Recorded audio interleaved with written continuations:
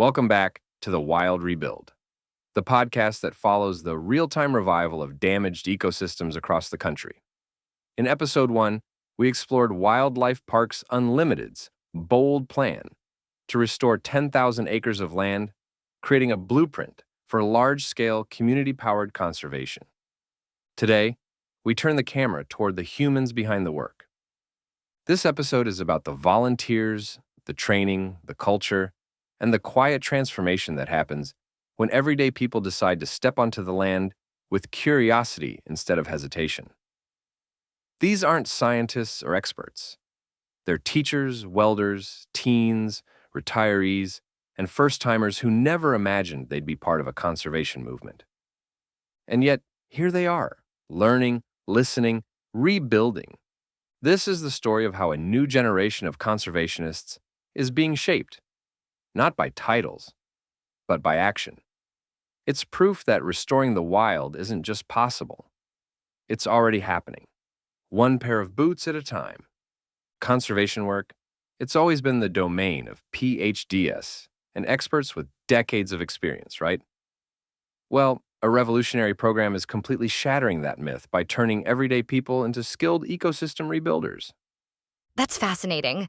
How exactly are they managing to bridge that expertise gap between academics and regular volunteers?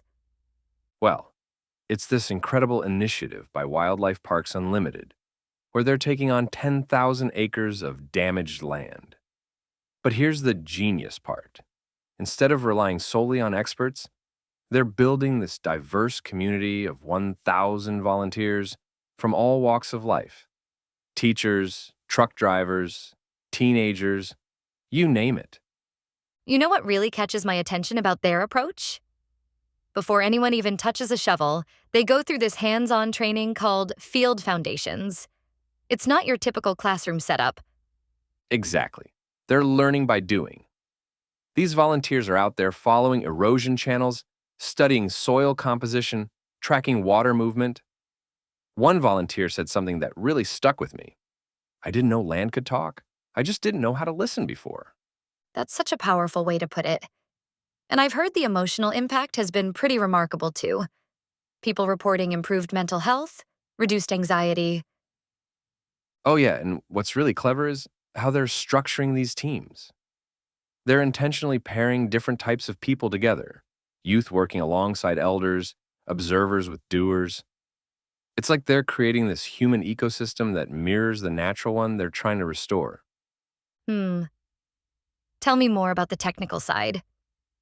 How are they making sure all this volunteer work actually translates into effective restoration? So they've developed this brilliant system where volunteers use simple tools and a smartphone app to collect data.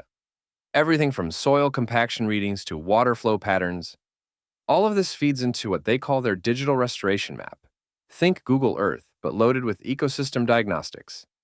That's really making conservation accessible to everyone. No specialized equipment or advanced degrees required. And here's what's really revolutionary. They're documenting everything, so other communities can replicate their methods. They're not just solving local problems, they're creating a scalable model for ecosystem restoration that could work anywhere.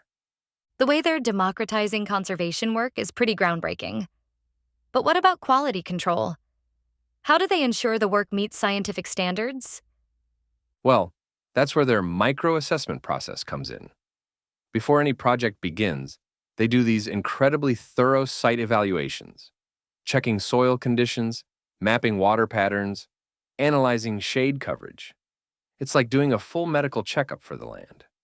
So they're really teaching people to think like both ecologists and engineers at the same time. Exactly.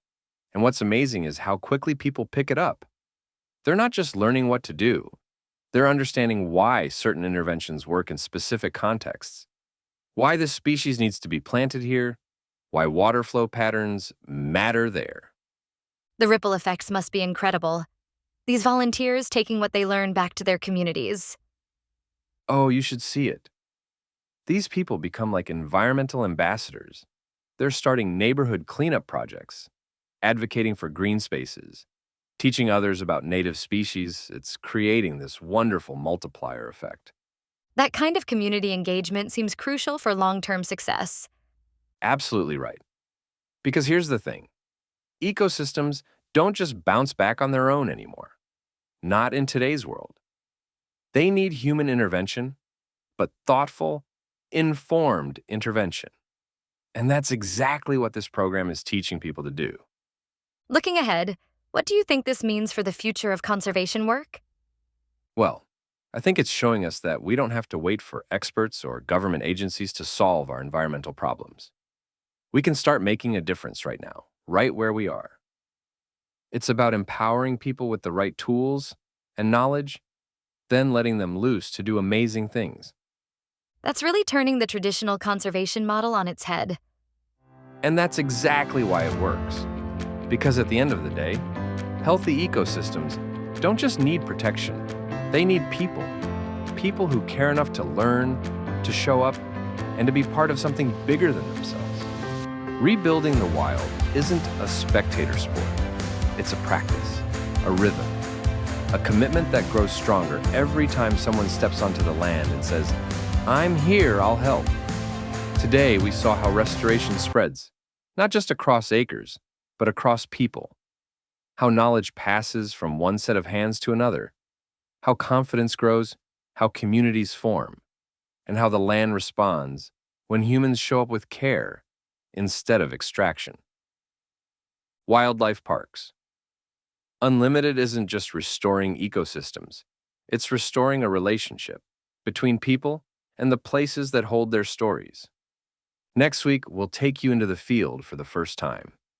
You'll hear the water, feel the terrain, and follow the team working to bring a broken riparian corridor back to life. It's messy, beautiful, and exactly what restoration really looks like up close. Until then, remember, the wild doesn't come back on its own. It comes back because people choose to rebuild it. Thanks for listening. Keep Keep rebuilding the rebuilding the wild. wild.